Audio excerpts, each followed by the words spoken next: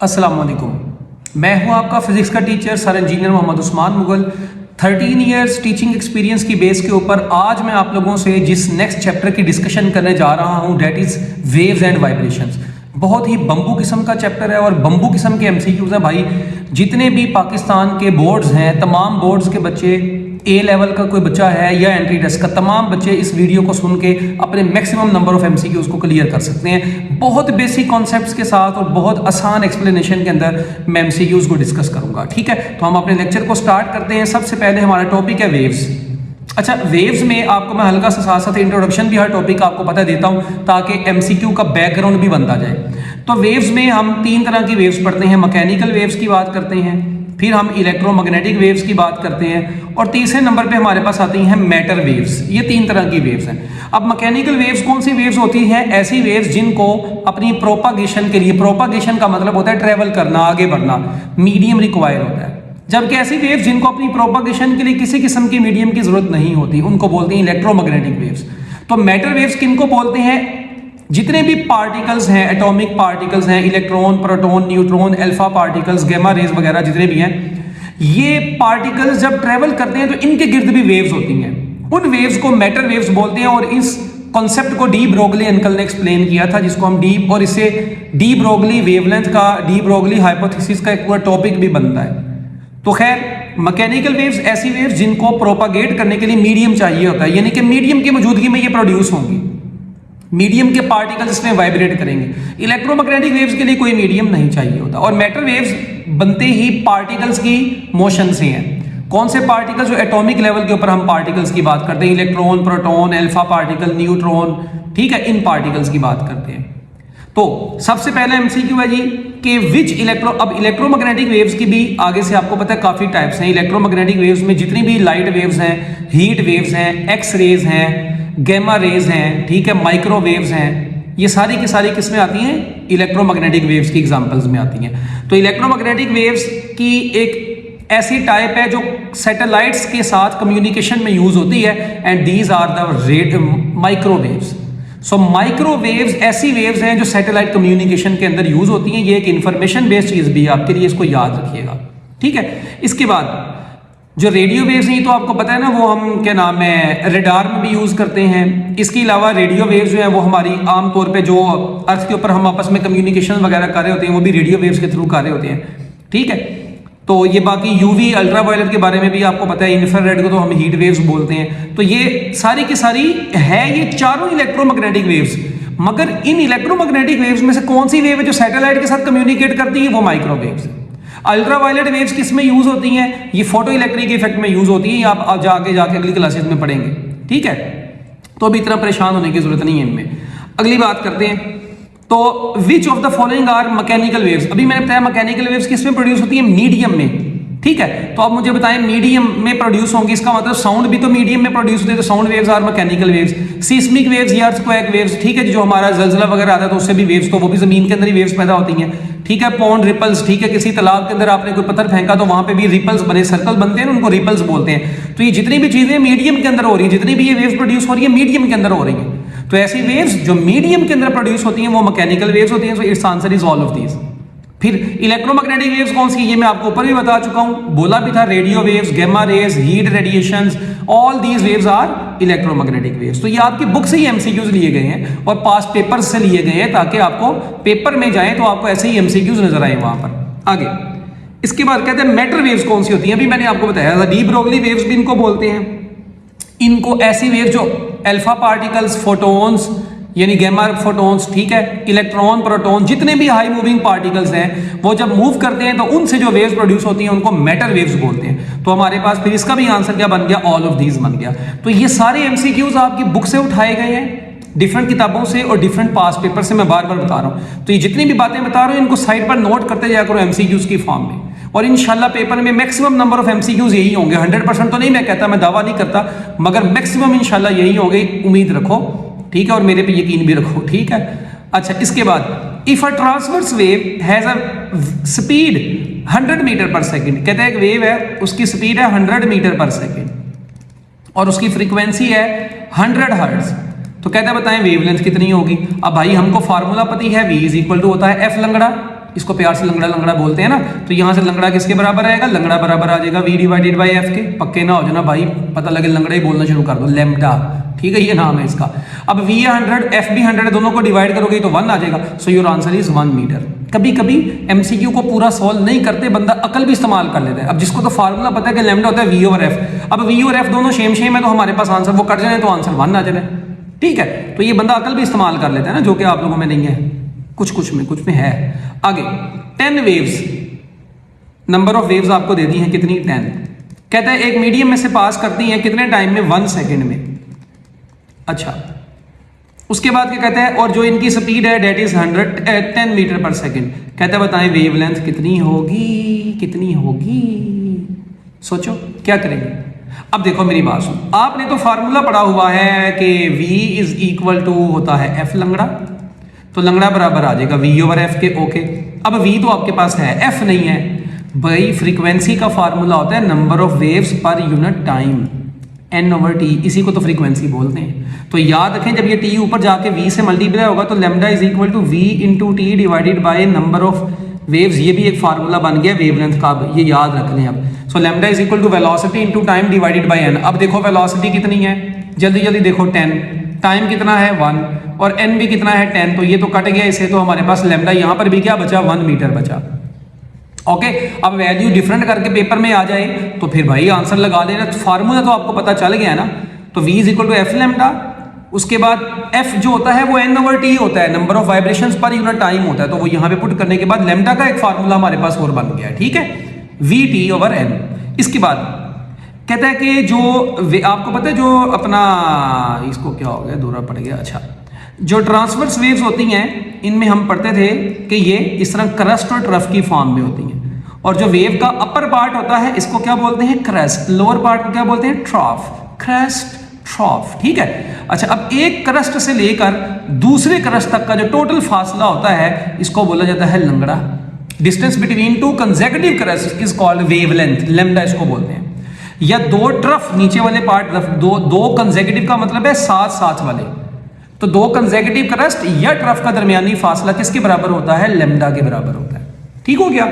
इसके बाद तो बताएं, कहते हैं करेक्ट रिलेशन क्या है यार, अब ये तो यकीन मानो शर्म ही आती है बताते हुए, v is equal to F lambda, ठीक है। ओके जी, इसके पीडीएफ नोट चाहिए तो ये नीचे आपके पापा जी का मतलब रूहानी पापा, टीचर रूहानी बाप होता है ना, ठीक है, उसका नंबर ये भाई, ये नंबर लिखा भाई, यहाँ पे मैसेज करिएगा, आपको पीडीएफ नोट्स भी मिल जाएंगे। और बताओ उसके बाद, मगर ये ना हो कि पता लगे लेक्चर पूरा सुना ना और पीडीएफ नोट्स मांग लो, फिर फायदा कोई नहीं, अंदर रटाई मार के जाना है एमसीक्यूज को। आगे, इलेक्ट्रोमैग्नेटिक वेव्स ऐसी वेव्स होती हैं जो स्पीड ऑफ लाइट से ट्रेवल करती हैं, और जो स्पीड ऑफ लाइट होती है इनकी स्पीड ऑफ लाइट होती है, और स्पीड ऑफ लाइट कितना होता है, 3 × 10⁻⁸ मीटर पर सेकेंड। सो कौन सा आंसर बनेगा, चार्ली। उसके बाद the time period of a wave is 0.2 second, बताओ उसकी फ्रीक्वेंसी कितनी होगी। तो भाई मेरी बात सुनो, अभी बताया फ्रीक्वेंसी, अगर टाइम पीरियड की बात करें तो frequency is reciprocal of time period. ये बड़ी इंपॉर्टेंट बात है। देखो फ्रीक्वेंसी का फार्मूला होता है number of vibrations divided by time. यहां पर टाइम पीरियड नहीं होता, क्योंकि यहां पे n एक वाइब्रेशन नहीं है, मगर जब n एक वाइब्रेशन होती है तो एक वाइब्रेशन के टाइम को टाइम पीरियड बोलते हैं, तब कैपिटल T आता है। ये बड़ी इंपॉर्टेंट बात बताइए, 90% लोगों को नहीं पता होती। अब जिनको नहीं ना पहले ये बात पता थी वो नीचे जरा कमेंट करें कि सर ये बात हमें नहीं थी पता, ठीक है। आगे मिनट भी शो कर दें किस मिनट पे आपको शो हो रही है, 8:44 जितने भी बन रहे हैं मिनट, ठीक है। तो ये बड़ी इंपॉर्टेंट बात है। देखें number of vibrations divided by time, ये टाइम पीरियड नहीं है, मगर जब एक वाइब्रेशन होती है तो n की जगह 1 आता है, तब नीचे टाइम पीरियड आता है। तो frequency is equal to reciprocal of time period. ये कंडीशन कब की है, जब एक वाइब्रेशन की हम बात कर रहे हैं। तो टाइम पीरियड एक वाइब्रेशन की हम स्टडी करते होते हैं ना। टाइम पीरियड की डेफिनेशन क्या होती है, time taken by the body to complete one vibration. Okay, तो ये याद रखिएगा। तो अब की बार टाइम पीरियड कितना है, 0.2। 0.2 का मतलब है 2/10, तो 10 ऊपर आ जाएगा, 10/2। सो योर आंसर विल बी 5। और यूनिट क्या होता है फ्रीक्वेंसी का, हर्ट्ज। इसके अलावा साइकिल्स पर सेकंड भी इसको बोलते हैं, वाइब्रेशन पर सेकंड भी बोलते हैं, बट ऐसा यूनिट इज हर्ट्ज। आगे कहते हैं when two waves enter in when sound wave enter in different medium. कौन सी ऐसी चीज है जो कभी भी चेंज नहीं होती। देखें जब भी वेव एक मीडियम से दूसरे मीडियम में जाती है तो याद रखें बच्चों, उसकी जो फ्रीक्वेंसी होती है वो हमेशा कांस्टेंट रहती है, फ्रीक्वेंसी पे कोई फर्क नहीं पड़ता, ठीक है। क्योंकि फ्रीक्वेंसी जो होती है वो जिस वेव्स को प्रोड्यूस करवाने वाले सोर्स के ऊपर डिपेंड करती है। फ्रीक्वेंसी का ताल्लुक सोर्स के साथ होता है। मीडियम के साथ नहीं होता। आपने रिपल टैंक के अंदर भी ये बात पढ़ी हुई है, मैट्रिक की क्लास के अंदर भी, ठीक है, कि जब वेव एक मीडियम से दूसरे मीडियम में जाती है रिफ्रैक्शन के दौरान, तो उसकी फ्रीक्वेंसी पे कोई फर्क नहीं पड़ता, स्पीड पे भी फर्क पड़ता है, वेवलेंथ पे भी फर्क पड़ता है, इंटेंसिटी पे भी फर्क पड़ता है, फ्रीक्वेंसी के ऊपर फर्क नहीं पड़ता। Next, the portion of the wave above mean level, तो मीन लेवल से ऊपर वाले को क्या बोलते हैं, क्रस्ट, और बिलो लेवल को क्या बोलते हैं, ट्रफ। उसके बाद लॉन्गिट्यूडनल वेव्स। अच्छा, अब मैंने आपको भी बताई थी मैकेनिकल वेव्स। मैकेनिकल वेव्स भी आगे से दो तरह की हैं, ट्रांसवर्स वेव्स और लॉन्गिट्यूडनल वेव्स। मैकेनिकल वेव्स दो टाइप्स की हैं, कौन कौन सी, ट्रांसवर्स वेव्स और दूसरी कौन सी है, लॉन्गिट्यूडनल वेव्स। लॉन्गिट्यूडनल वेव्स को कंप्रेशनल वेव्स भी बोलते हैं। अब ट्रांसवर्स वेव्स वो होती हैं जिसमें देखो स्प्रिंग है, उसको पकड़ के ऐसे ऐसे नचाना शुरू कर दो, तो वो क्रस्ट और ट्रफ की फॉर्म में जो वेव्स ट्रेवल करती हैं उनको ट्रांसवर्स वेव्स बोलते हैं। और ऐसी वेव्स जो कंप्रेशन रेयरफेक्शन कंप्रेशन रेयरफेक्शन की फॉर्म में, कंप्रेशन रेयरफेक्शन आता है, यानी जहां पे लूप्स खुल जाते हैं, जहां पे बंद हो जाते हैं, खुल जाते हैं, बंद हो जाते हैं, कंप्रेशन रेयरफेक्शन होती है। तो ऐसी वेव्स जो कंप्रेशन और रेयरफेक्शन की फॉर्म में ट्रेवल करती हैं उनको बोलते हैं लॉन्गिट्यूडनल वेव्स। इनमें मीडियम के जो पार्टिकल्स होते हैं वो डायरेक्शन ऑफ वेव के पैरेलल ही वाइब्रेट कर रहे होते हैं, जबकि इसमें मीडियम के पार्टिकल वेव की डायरेक्शन के कभी ऊपर कभी नीचे, कभी ऊपर कभी नीचे परपेंडिकुलर वाइब्रेट कर रहे होते हैं, तो इनको ट्रांसवर्स वेव्स बोलते हैं। तो क्रस्ट और ट्रफ वाली वेव्स ट्रांसवर्स वेव्स हैं, कंप्रेशन और रेयरफेक्शन वाली वेव्स लॉन्गिट्यूडनल वेव्स हैं। इसलिए लॉन्गिट्यूडनल वेव्स का दूसरा नाम क्या है, कंप्रेशनल वेव्स। ओके, इसके बाद पार्टिकल वेव्स, अब वर्ड बोल दिया उसने, पार्टिकल वेव्स या de Broglie waves. Photon waves are, हाँ जी बताएं ये कौन सी वेव्स होंगी फिर, तो याद रखिएगा ये जो पार्टिकल वेव्स होती हैं इनको हम लाइट वेव्स भी बोलते हैं या इनको क्वांटम वेव्स भी बोला जाता है। तो इसका आंसर है बोथ ए एंड सी, ठीक है। इनको लाइट वेव्स भी बोलते हैं क्योंकि जो लाइट के पार्टिकल्स हैं, लाइट के अंदर भी क्या होते हैं, गामा रेज फोटोन्स होते हैं ना, तो वो भी तो हाई स्पीड पे ट्रेवल करते हैं ना, स्पीड ऑफ लाइट पे ट्रेवल करते हैं। अच्छा जी, तो अब ये जो नेक्स्ट हमारा एमसीक्यू है जी, seismic waves surface waves are, कहते हैं जो सीस्मिक सरफेस वेव्स होती हैं इनको हम सरफेस वेव्स ही बोलते हैं। हमारी बुक्स में वेव्स की जो डिफरेंट टाइप्स लिखी हैं उनमें सरफेस वेव्स भी लिखी हैं, उसकी एग्जांपल में ये लिखा है। तो ये बाय मिस्टेक यहाँ पर ऑप्शंस में मिस्टेक है, तो हम इसको, आप इसको जरा करेक्ट कर लीजिएगा, ये वाली जो ऑप्शन है ना बी, इसको सरफेस वेव बोल दीजिएगा आप, ठीक है। या इसके अलावा ये मैकेनिकल वेव्स भी होती हैं, तो दो ऑप्शन होंगी पेपर में, देख लीजिएगा उन दोनों में से कोई एक ही, अगर दोनों होंगी ऐसा नहीं होगा। वैसे सरफेस वेव उसने पूछा हुआ है तो फिर हमारे पास बेस्ट आंसर सरफेस वेव्स ही बनेगा, ठीक है। उसके बाद the relative position of a point on the wave at a given time is called phase, ये तो फेज की डेफिनेशन आपकी किताबों में भी लिखी है। अच्छा, मैं अब आपको वेव के बारे में एक बिल्कुल बेसिक सी बात बता दूं। देखें, जो अभी मैं आपको बता के आया था ट्रांसवर्स वेव में कि ये जो हमारा ये वेव का ऊपर वाला पार्ट होता है इसको बोलते हैं क्रस्ट, नीचे वाले पार्ट को बोलते हैं ट्रफ, फिर ये क्रस्ट है, और दो क्रस्ट के दरमियानी फासले को क्या बोलते हैं, वेवलेंथ बोलते हैं। ऐसे ही है, ये भी हमने बातें की थी। अच्छा, इसी तरह याद रखें, एक क्रस्ट और एक ट्रफ मिलके ना पूरी एक वेव बनाता है, और एक वेव तक का जो टाइम होता है ना, इस पूरी एक वेव के बनने के टाइम को बोलते हैं टाइम पीरियड। और मजे की बात, ये जो मीन लेवल है और ये एक्सट्रीम पोजीशन होती है, इनके दरमियानी फासले को हम क्या नाम देते हैं, एम्पलीट्यूड का नाम देते हैं। तो वेव का जो कद है वो उसका एम्पलीट्यूड कहलाता है। वेव जो पूरी एक वेव का टाइम इंटरवल है उसको टाइम पीरियड बोलते हैं। एक क्रस्ट से दूसरे क्रस्ट के फासले को वेवलेंथ बोलते हैं। हाँ, ये जो एक टाइम पीरियड के दरमियान यहां से यहां तक का भी जो डिस्टेंस होता है ना, ये भी लैम्डा ही होता है, बट आमतौर पे हम किताबों में यही लिखा है कि क्रस्ट और ट्रफ के दरमियानी फासले, एक क्रस्ट से दूसरे क्रस्ट के फासले को लैम्डा बोलते हैं। तो आप इसको अभी फिलहाल ऐसे ही याद रखने, भी आपके लिए इतना ही बहुत है, ठीक है। आगे इसके बाद हमारे पास ये वेव्स की टाइप्स के एमसीक्यूज कवर करने के बाद, बिल्कुल बेसिक एमसीक्यूज थे, हम आगे चलते हैं principle of superposition. Principle of superposition में, सुपरपोजिशन का मतलब है सुपरपोज होना, दो वेव्स का एड अप होना। सो प्रिंसिपल ऑफ सुपरपोजिशन हमें ये कहता है कि सपोज करें कि हमारे पास एक वेव है जिसका डिस्प्लेसमेंट है y1, दूसरी का y2, तीसरी का y3 और इसी तरह yn। जब हम इन सब को ऐड करेंगे तो तमाम इंडिविजुअल डिस्प्लेसमेंट्स को ऐड करने के बाद हमारे पास एक टोटल डिस्प्लेसमेंट वाली वेव बनती है। So this is principle of superposition, कि तमाम इंडिविजुअल वेव्स के डिस्प्लेसमेंट्स को ऐड करेंगे तो हमारे पास एक जो नई वेव बनेगी वो उसका जो डिस्प्लेसमेंट होगा तमाम इंडिविजुअल डिस्प्लेसमेंट्स का सम होगा। तो यहाँ पे ऑप्शन खुद देख लीजिएगा आप, तो displacement of a wave is the sum of displacements of its individual components.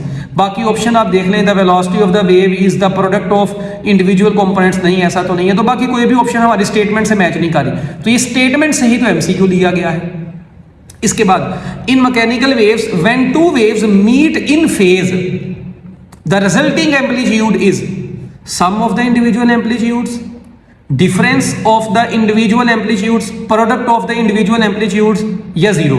तो भाई देखें, अगर दो वेव्स इन फेज यानी सेम फेज में आपस में मिले तो उनका जो रिजल्टिंग एम्पलीट्यूड होता है वो दोनों का सम होता है। ठीक है, तो इसका आंसर है सम। उसकी वजह क्या है ये देखें, ये मैं आपको बताता हूँ। ये देखें यहाँ पे आप लोग देखें कि ये ना एक वेव है जो रेड से बनाई गई है, ऐसे एक ब्लू की है। ठीक है, ब्लू से दोनों वेव्स को सुपरपोज किया गया। सुपरपोज का मतलब है एडअप किया गया। तो मिलने के बाद ये एक नई वेव बनी है, ये बड़े डिस्प्लेसमेंट वाली, और इसका जो रिजल्टेंट डिस्प्लेसमेंट है वो दोनों वेव्स के इंडिविजुअल डिस्प्लेसमेंट्स का सम है।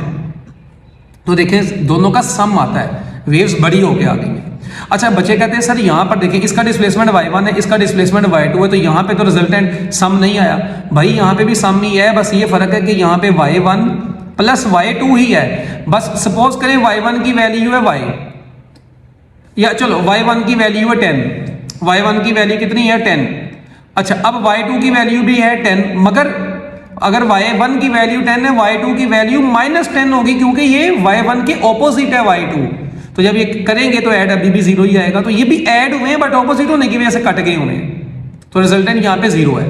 तो याद रखिएगा, जब भी दो वेव्स मिलती हैं सुपरपोजिशन प्रिंसिपल के मुताबिक उनके डिस्प्लेसमेंट्स ऐड ही होते हैं। हाँ, अगर वो इन फेज होंगे, इनको बोलते हैं इन फेज, अगर वो इन फेज होंगे तो क्या होगा, अगर वो इन फेज होंगे तो ऐड होने के बाद बड़ा आंसर आएगा। अगर वो आउट ऑफ फेज होंगे तो ऐड होने के बाद वो कट जाएंगे और आंसर जीरो आएगा या मिनिमम आएगा। अगर वो नहीं कटेंगे तो माइनस हो जाएंगे, मिनिमम आएगा। ठीक है, इसके बाद मतलब होते प्लस ही है, मगर साथ माइनस आने की वजह से प्लस माइनस मिलके माइनस हो जाता है ना। ये देखो प्लस माइनस मिलके माइनस हुआ तो जीरो आया। अगर ये 10 होता, ये 9 होता तो फिर आंसर कितना आना था, 1 आ जाना था। तो डिस्प्लेसमेंट मिनिमम हो जाना था, फिर जीरो नहीं था ना। तो ये बात याद रखिएगा। So when two equal waves meet in opposite phase, अब देखें ये भी मैंने बताया ये ऑपोजिट फेज है, ये दोनों एक दूसरे के ऑपोजिट है ना। देखो ना, इसका क्रस्ट है तो इसका ट्रफ है, जब इसका ट्रफ है तो इसका क्रस्ट है, दोनों ऑपोजिट फेज में है। तो जब ये मिलती हैं तो ऐसी इंटरफेरेंस को बोलते हैं, जब दो वेव्स के मिलने को बोलते हैं इंटरफेरेंस। अगर ऑपोजिट वेव्स मिले तो उसको बोलते हैं डिस्ट्रक्टिव इंटरफेरेंस, और अगर सिमिलर वेव्स मिले जिस तरह इसमें है तो इसको बोलते हैं कंस्ट्रक्टिव इंटरफेरेंस। इसको कंस्ट्रक्टिव इंटरफेरेंस बोलते हैं और इसको डिस्ट्रक्टिव इंटरफेरेंस बोला जाता है। तो ये बड़ी बेसिक चीजें हैं। उसके बाद when two waves of the same frequency and opposite phase interfere, देखें सेम फ्रीक्वेंसी और ऑपोजिट फेज जब आपस में इंटरफेयर करती हैं तो वो कट जाती हैं, तो रिजल्टेंट डिस्प्लेसमेंट क्या आता है, जीरो आता है। ओके, उसके बाद ये जो प्रिंसिपल ऑफ सुपरपोजिशन की मैथमेटिकल फॉर्म अभी बताया था, सारे डिस्प्लेसमेंट y1 y2 y3 सबको ऐड कर दो तो क्या आता है y1 जमा y2 जमा, तो कौन सी ऑप्शन बनती है खुद देख लो। जहां पे सारे डिस्प्लेसमेंट्स ऐड हो रहे हो तो वो सिर्फ एक ही ऑप्शन बनती है। तो रिजल्टेंट y जो है वो y1 plus y2 plus y3 and so on yn तक जा रहा है। अब देखें यहाँ पे माइनस हो रहे हैं, नहीं, यहाँ पे सिर्फ दो ऐड हो रहे हैं, ऐसा थोड़ी है। यहाँ पे मल्टीप्लाई हो रहे हैं तो ऐसा भी नहीं, तो नजर भी आ रहा है कि एक ही ऑप्शन बन रही है। और साथ में ये जो xt है इसका क्या मतलब है, ये अगले MCQ में लिखा हुआ है मैंने। कहता है द टर्म y के साथ ये जो x और t आगे लिखा होता है, देखें x होता है ना, ये वो पॉइंट है जिस पॉइंट पे आप डिस्प्लेसमेंट मालूम करने जा रहे हैं, और t ये वो इंटरवल है जिस इंटरवल पे आप मालूम करने जा रहे होते हैं डिस्प्लेसमेंट को। तो ऑप्शन खुद ही देख लें कौन सी मैच करती है कि ये yxt क्या है, ये वो डिस्प्लेसमेंट है पार्टिकल का किसी पर्टिकुलर पॉइंट x के ऊपर और पर्टिकुलर टाइम t के ऊपर। अब खुद ही ऑप्शन देखें, जो सी ऑप्शन मैच कर रही है वो लगाएं, वो एक ही ऑप्शन मैच कर रही है। मैं हर ऑप्शन को जहां पे तो मुझे लगेगा ना डिस्कस करने वाली है हर ऑप्शन, वहां पे डिस्कस करूंगा। तो जहां पे मुझे लग रहा है ना कि यार आसान ऑप्शन लिखी हुई है तो डायरेक्ट आंसर नजर आ रहा है, तो मैं टाइम बचाने के लिए आगे चलूंगा ताकि आपके दिमाग में चीजें जल्दी जल्दी जाएं और ज्यादा से ज्यादा हम चीजों को कवर करें कम से कम टाइम में। ठीक है, आगे नॉइस कैंसिलिंग हेडफोन्स। लो जी, जो आप हेडफोन लेते हैं, ठीक है, जाके कहते हैं यार ये नॉइस कैंसिलेशन वाला देना, कि हमारे मल्ले में ना बहुत पापड़ बेचने वाले आते हैं तो शोर बहुत होता है तो आवाज बहुत आती है। ठीक है, तो हमें ना ऐसे नॉइस कैंसिलेशन हेडफोन चाहिए। तो कहता है ये नॉइस कैंसिलेशन हेडफोन आप ले तो आते हैं, मगर आपको पता है किस प्रिंसिपल पे काम करते हैं, तो कौन सी ऑप्शन है। अभी टॉपिक भी हम सुपरपोजिशन का पढ़ रहे हैं, तो रिफ्लेक्शन नहीं, ऐसा तो नहीं है, रिफ्लेक्शन ऑफ द वेव्स तो नहीं हम इसमें स्टडी करते हैं, ना रिफ्लेक्शन करते हैं ना डायफ्रैक्शन, तो ये सुपरपोजिशन हम स्टडी करते हैं वेव्स की। अब सुपरपोजिशन भी कैसे होती है पूरी बुक में लिखा है, मगर मैंने उसे कुछ MCQs डाले हैं, आगे देखें। कहते हैं the main function of microphones in the noise cancelling headphones, क्या होता है उनका मेन फंक्शन क्या होता है, टू प्ले म्यूजिक लाउडर, तो फायदा, अगर उन्होंने म्यूजिक को ही लाउडर कर देना तो भाई नहीं, ये तो इनका काम नहीं है। कैप्चर एम्बिएंट बैकग्राउंड नॉइस, समझ आता है। आगे क्या कहता है, convert sound into electrical energy, तो भाई माइक्रोफोन का काम तो यही होता है साउंड को इलेक्ट्रिकल एनर्जी में कन्वर्ट करना, मगर नॉइस कैंसिलिंग के अंदर इनके साथ इनका सबसे बेस्ट काम ये होता है कि ये क्या काम करते हैं, जो बैकग्राउंड के अंदर नॉइस आता है ना, ये उसको कैप्चर कर रहे होते हैं साथ और उसको रिड्यूस करते हैं। ठीक है, तो हमारे पास बेस्ट आंसर इसका क्या बनेगा, ब्रावो बनेगा। अच्छा, अब कहते हैं जी what does the processing unit in the noise cancelling headphones do. अब नॉइस कैंसिलिंग हेडफोन्स के अंदर जो प्रोसेसिंग यूनिट एक होता है, ये याद रखिएगा, और उसका काम ये होता है कि वो क्या काम करता है, जो हमारी एम्बियंट नॉइस, मतलब ये शोर वाली नॉइस आती है ना हमारे कानों में, उसके ऑपोजिट एक सिग्नल पैदा करके उसको सुपरपोज करता है। सपोज करें एम्बियंट नॉइस जो है ना हमारे पास, उसका सिग्नल यूं है, तो ये क्या काम करेगा, प्रोसेसिंग यूनिट एक उसके ऑपोजिट साउंड प्रोड्यूस करके उसके इफेक्ट को कैंसिल कर देगा, जिसकी वजह से हमें साउंड जो है वो क्लियर सुनाई देती है। ठीक है, तो ये हमारे पास आंसर बन जाएगा, generates an anti noise signal opposite to the ambient noise. ठीक हो गया। आगे इसके बाद क्या काम करता है, कहता है the quieter listening experience provided by noise cancelling headphone is due to. हाँ जी बताएं, नॉइस कैंसलिंग हेडफोन्स में भी आपने देखा कौन सी इंटरफेरेंस हो रही है, डिस्ट्रक्टिव इंटरफेरेंस हो रही है। आगे what type of waves do headphone use to produce sound. तो हेडफोन्स के अंदर कौन सी वेव्स यूज होती हैं जो कि साउंड को प्रोड्यूस करती हैं, तो भाई वो कौन सी वेव्स होती हैं, इलेक्ट्रोमैग्नेटिक वेव्स होती हैं। आपकी बुक्स में जब आप ये प्रिंसिपल ऑफ सुपरपोजिशन का टॉपिक खोलेंगे, बल्कि खोल के देख ही लें, आपको वहां पर ना कहीं पर ये कोई कहानी देखें नजर आती है कहीं पर लिखी हुई, ये applications of principle of superposition में आप जाएंगे ना, तो वहां पे आप लोगों को नजर आएगा द हेडफोन कंटेन्स वन और more microphone that capture ambient noise. तो ये वाला जो एमसीक्यू था ना, ये बुक की लाइन नहीं है।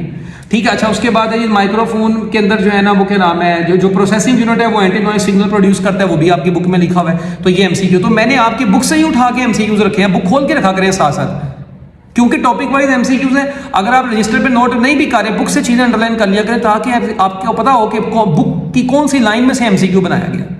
ठीक है, अच्छा उसके बाद एक और है जी, the anti noise signal is played through the headphone, वो तो बात हो गई है। उसके बाद anti noise signal meets the ambient noise, तो ये दूसरे के इफेक्ट को कैंसिल कर देते हैं, ये भी बात मैंने आपको बता दी है। ठीक है, तो इसके अलावा अब और तो नहीं, मेरे ख्याल कोई बात रह गई, क्यों ही रह गई है ना। हाँ जी ठीक है, ये बेसिक प्रिंसिपल सुपरपोजिशन, हाँ ये सारी बातें हो गई हैं। ठीक है, तो यही इसकी बेसिक चीजें थी जो कि आप लोगों को पता होनी चाहिए। इसके बाद हाँ जी, इंटरफेरेंस एंड इट्स टाइप्स। अब इंटरफेरेंस की टाइप्स क्या होती हैं, आप अगर ना एक काम किया करें, आप वीडियो को 1-2 मिनट के लिए स्टॉप करके ना, अगर जो टॉपिक आपके सामने थे पहले उस टॉपिक को रीड कर लिया करें। अच्छा उसके बाद जब आप एमसीक्यूज की तरफ आएंगे तो मैं कहता हूं ज्यादा मजा आएगा। मुझे पता है मेरी स्पीड थोड़ी ज्यादा होती है, उसकी वजह यह है कि मैं ये वीडियो बना रहा हूं इसलिए कि जो बच्चों ने चैप्टर पढ़ लिया हुआ है ना, और वो एमसीक्यूज करने की नीयत से बैठे हैं, अगर चैप्टर पढ़ने की नीयत से बैठे हैं तो पुत्र वो तो यहां पे नहीं कवर होगा। एमसीक्यूज करने की नीयत से बैठे हैं और आपको चैप्टर आता हो, तो फिर ये एमसीक्यूज आपके सारे अच्छे तरीके से सोल्व होने हैं। ठीक है, वरना एक एमसीक्यू को 2-2 मिनट लगाएंगे तो 100 एमसीक्यूज अगर मैं डिस्कस करें तो 300 मिनट की तो वीडियो बन जाएगी। ठीक है, तुमने तो मेरा चैनल ही बैन करवा देना है कितनी लंबी वीडियोस बनाई हुई है। ठीक हो गया। अच्छा मैं कह रहा था कि और भी एक आधी चीज थी मेरे जो दिमाग में आ रही थी, बट चलो खैर आगे कहीं भी आएगी तो मैं बता दूंगा। अच्छा इसके बाद कहते हैं इंटरफेरेंस की टाइप्स। तो 2 waves can interfere only if they have, हाँ जी 2 वेव्स की इंटरफेरेंस कब हो सकती है। अब इंटरफेरेंस के पहले पैराग्राफ में, मतलब जब आप इंटरफेरेंस का टॉपिक पढ़ेंगे उसमें लिखा है, पहले तो आप लोगों को ये बात पता होनी चाहिए कि 2 वेव्स जब एक दूसरे को रीइंफोर्स का मतलब है एक दूसरे में अपने इफेक्ट को ऐड अप कर देती हैं, तो इस फिनोमिना को, और इसमें सेम फ्रीक्वेंसी होनी चाहिए और सेम डायरेक्शन में ट्रेवल कर रही हो। सो 2 waves having same frequencies and travelling in same direction superpose करती हैं तो इंटरफेरेंस प्रोड्यूस होती है। तो सेम फ्रीक्वेंसी और सेम डायरेक्शन से मुराद कोहेरेंस, तो फेज कोहेरेंस, फेज एंगल भी सेम होता है, सेम डायरेक्शन होती है, तो हमारे पास बेस्ट आंसर बनता है बोथ एंड भी। ठीक है, नेक्स्ट द पाथ। अब इंटरफेरेंस में 2 तरह की इंटरफेरेंस है। कंस्ट्रक्टिव इंटरफेरेंस जो है, कंस्ट्रक्टिव इंटरफेरेंस में जो पाथ डिफरेंस है वो आपने पढ़ा हुआ है, एम लैम्डा होता है। एम की वैल्यू यहाँ पे 0 से शुरू होती है, 0 1 2 3, तो पहला 0, फिर 1 लैम्डा, फिर 2 लैम्डा, फिर 3 लैम्डा, फिर 4 लैम्डा एंड सो ऑन, ये चलता जाएगा। और जबकि डिस्ट्रक्टिव इंटरफेरेंस जो होती है उसका जो पाथ डिफरेंस होता है वो 2m + 1 लैम्डा बाई 2 होता है। ठीक है, और यहां पर जब आप लैम्डा m की वैल्यू पुट करते हैं तो देखिए m की जगह पर जब 0 पुट करते हैं तो ये 2 × 0 तो 0 हो जाएगा, तो पहला आंसर आएगा लैम्डा बाई 2, दूसरा आंसर आएगा 3 लैम्डा बाई 2, फिर आंसर आएगा 5 lambda by 2 and so on. तो ये जो इंटरफेरेंस है ना जिसमें लैम्डा बाई 2 के ओड मल्टीपल्स आते हैं, ये डिस्ट्रक्टिव इंटरफेरेंस का पाथ डिफरेंस होता है, और जिसमें लैम्डा के इंटेग्रल मल्टीपल्स आते जाएंगे ये कंस्ट्रक्टिव इंटरफेरेंस का पाथ डिफरेंस होता है। तो ये आपने याद रखना है। So path difference for constructive interference is m lambda. When path difference is integral multiple of lambda, this effect is called constructive interference। मैं आपको बता चुका हूं। उसके बाद which of the following changes due to interference of the two sound waves of the same frequency। तो interference की वजह से कौन सी चीज ऐसी है इनमें से जो चेंज होती है? तो भाई एम्पलीट्यूड तो चेंज होता है, डिस्प्लेसमेंट ऐड हो जाते हैं, तो उनका रिजल्टेंट डिस्प्लेसमेंट चेंज हो जाता है, इसका मतलब एम्पलीट्यूड चेंज होता है। उसके बाद डिस्ट्रक्टिव इंटरफेरेंस का पाथ डिफरेंस क्या है? अभी मैंने बताया लैम्डा बाई 2 के साथ ओड नंबर आ रहा होगा, वो एक ही ऑप्शन है डेल्टा, चेक कर लो, जिसमें लैम्डा बाई 2 के साथ ओड नंबर आ रहा है। उसके बाद two waves having same frequency and travelling in same direction जब सुपरपोज करती हैं तो इंटरफेरेंस का फिनोमिना होता है। और अगर स्लाइटली डिफरेंट फ्रीक्वेंसीज हो तो बीट्स होती हैं, ऑपोजिट डायरेक्शन में वेव्स हो और सेम फ्रीक्वेंसी की हो तो स्टेशनरी वेव्स होती हैं। तो ये तीन आपकी बुक में प्रिंसिपल सुपरपोजिशन में लिखे भी हुए तीनों पॉइंट, ठीक है। इसके बाद the result of constructive interference between the two waves is represented as increase in amplitude. तो देखिए आप, ये रिजल्ट कंस्ट्रक्टिव इंटरफेरेंस में रिजल्टेंट डिस्प्लेसमेंट बढ़ जाता है, रिजल्टेंट एम्पलीट्यूड बढ़ जाता है, उससे रिलेटेड तीन तरह के एमसीक्यूज डिफरेंट तरीकों से आ गए हैं, तो ये इंपॉर्टेंट चीज थी। उसके बाद stationary waves and there formation. अब स्टेशनरी वेव्स में मैंने आपको भी डेफिनेशन क्या बताई है कि टू आइडेंटिकल से मुराद सेम फ्रीक्वेंसी वाली वेव्स हैं मगर ऑपोजिट डायरेक्शन में ट्रेवल कर रही हूं, तो मिलेंगी जब तो वो क्या बनाएंगी? स्टेशनरी वेव्स बनाएंगी। अब स्टेशनरी वेव्स ऐसी वेव्स होती हैं जो नंबर ऑफ नोड्स और एंटी नोड्स पर मुश्तमिल होती हैं। ऐसे ये एक वेव है, एक ये दूसरी वेव है, और ये दोनों वेव्स ऑपोजिट फेज में जब आपस में ऐसे मिलती हैं तो ये जो पॉइंट्स होते हैं these are called nodes, the points which are always at rest, ठीक है। और जबकि ये जो पूरा हिस्सा होता है, ये इसको बोलते हैं पूरे मैक्सिमम डिस्प्लेसमेंट जो होता है इसका, इसको बोलते हैं टोटल पॉइंट को एंटी नोड बोलते हैं।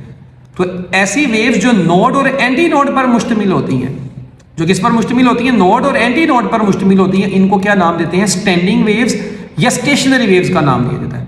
तो अब दो नोड्स के दरमियान में कितने एंटी नोड आते हैं? खुद देखो, ये दो नोड है, इनके दरमियान में कितने एंटी नोड आ रहे हैं? एक एंटी नोड आ रहा है, तो number of anti node between two node is 1। और नोड क्या होता है? स्टेशनरी वेव के ऊपर वो पॉइंट होता है जिसका जो जीरो डिस्प्लेसमेंट का होता है, a point of zero displacement.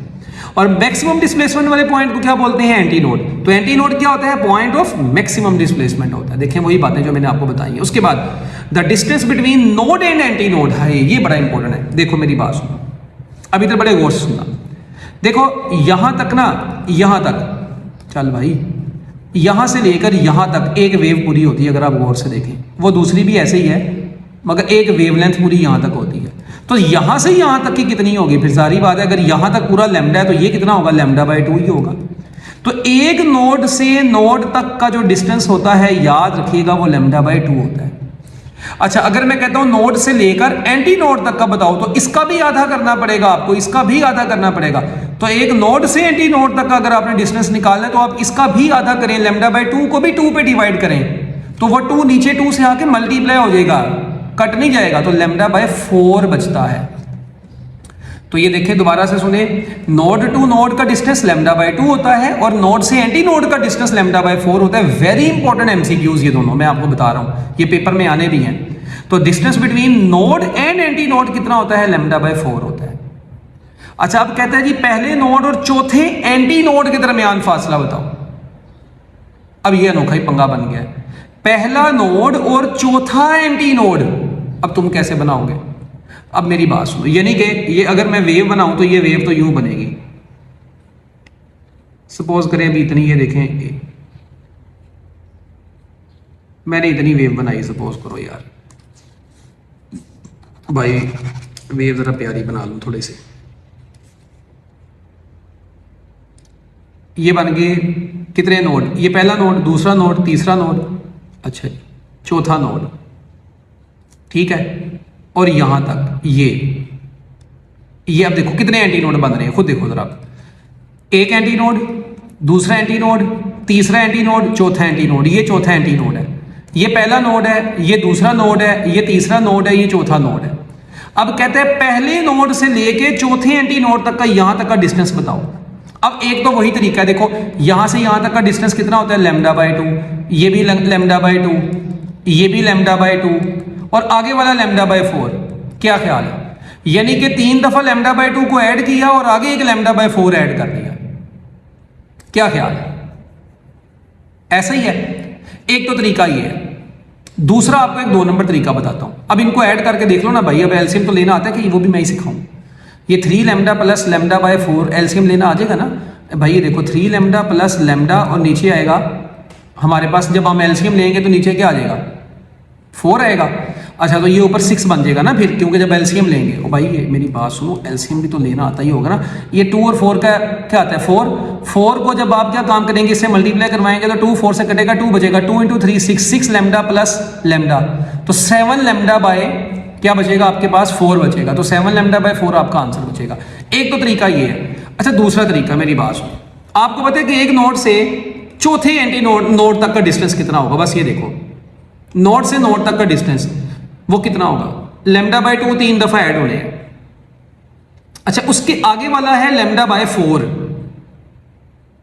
तो पहले तो आप देखो कि चौथे एंटी नोड से पीछे होता है चौथा नोड, तो पहले नोड और चौथे नोड के दरमियान का फासला तो कितना होता है? 3 लैम्डा बाय 2 होता है। मतलब डायग्राम बनाने की बजाय बंदा अक्ल से इस्तेमाल करता है ना कि यार चौथे एंटी नोड से पीछे होगा चौथा नोड, तो पहले और चौथे के दरमियान में टोटल 3 आने हैं, तो 3 लैम्डा बाय 2 ये दिमाग में कर लेना, डायग्राम नहीं बनानी, और उसके बाद आगे लैम्डा बाय 4 ऐड कर दो। अब एलसीएम ले लेना। यानी कि डायग्राम बनाए बगैर भी आप इसको दिमाग में सोल्व कर सकते हैं अगर हो तो।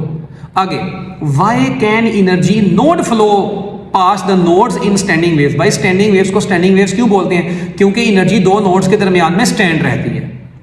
सो energy because nodes vibrate with maximum amplitude. नहीं, नोड्स तो मैक्सिमम एम्पलीट्यूड से वाइब्रेट नहीं करते, because nodes are always at rest. Yes, nodes होते हैं क्योंकि वो हमेशा रेस्ट पे होते हैं, इसलिए उनसे एनर्जी आगे पास नहीं करती अगले लूप में। इसलिए तो इन वेव्स को स्टैंडिंग वेव्स बोलते हैं, क्योंकि एनर्जी स्टैंड रहती है नोड्स के दरमियान में।